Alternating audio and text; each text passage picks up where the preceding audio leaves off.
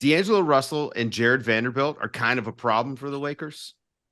Goes back to the specialist comment. And again, this is not who Michael Malone meant, but this is the way I'm taking it. Having guys who can only play one way. I mean, Vanderbilt gives the Nuggets a break on offense. And I mean, D'Lo is just a sitting duck. So, I mean, what do you guys think the Lakers do game 3 with those minutes? I mean, they've got to figure out a way. Dennis Schroeder's been really great, but how long can you ride him with the effort that he's putting out on defense? I think that's an interesting question, but that also I think is sort of Mo has been making the point that the Lakers kind of pre-adjusting with their starting lineup and almost ceding the ground to Denver.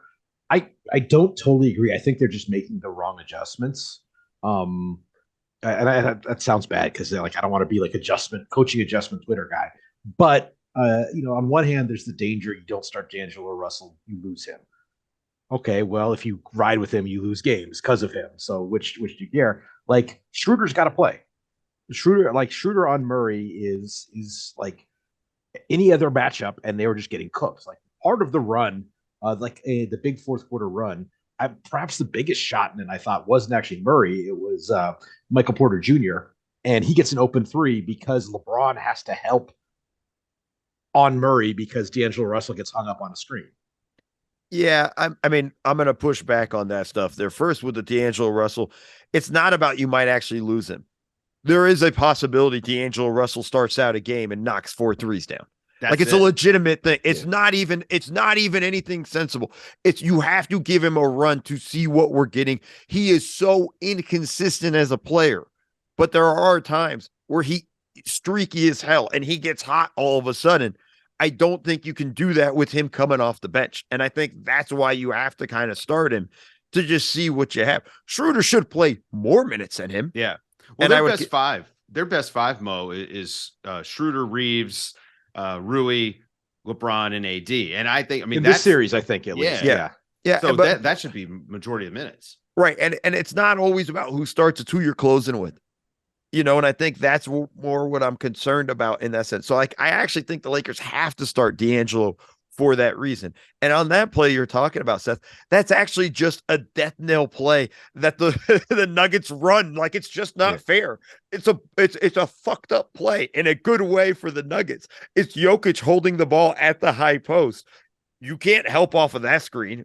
And when Murray sets the screen or when Porter sets the screen and D'Angelo Russell's got to fight over the top, even if he gets around the screen, LeBron still has to take a step or two back because he's got to at least help on that play for a second before getting to Murray.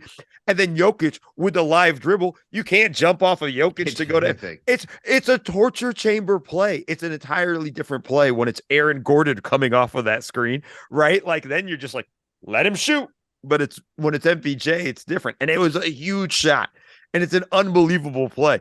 It's one that I would imagine keeps the Lakers staff up at night with, like, how do we defend this play? Because it's an impossible one to defend. So I don't know even if Schroeder's in it, I still don't think you still have to help on that Murray play for a second, and LeBron's going to be late. And let's not also act like LeBron's been all that sharp on his timing defensively on those things. Although I thought some of his pick and roll defense was pretty good. His hands were super active last night, but I think it's because his legs didn't want to be. I also think that we talked about, and this is where the playoffs is such a ball that everything kind of plays together. One thing plays into another. Like we were talking about Murray getting away with getting switched onto LeBron. A lot of that in the fourth quarter was LeBron expended so much energy defensively, and he was great defensively in the third quarter. He expended so much energy defensively because he's holding up against Jokic, trying to back down. He's rotating. He's getting steals. He's digging down, stripping the ball away from players. And then fourth quarter, he didn't have the legs anymore because he's 38.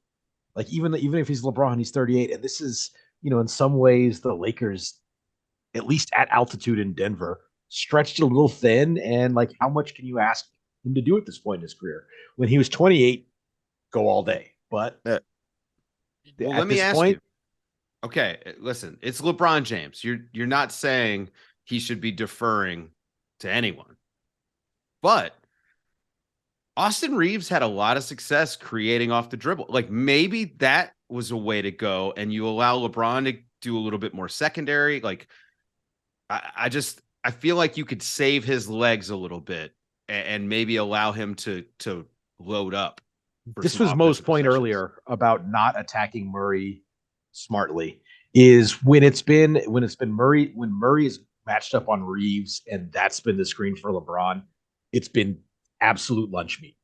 And part of like the downside of Schroeder being in the game is you put Murray on Schroeder and it's not quite the same level of threat. And Mo, I think the point you're making is you do some preceding action to get that switch. So first Reeves gets onto Reeves, then you put him in the action.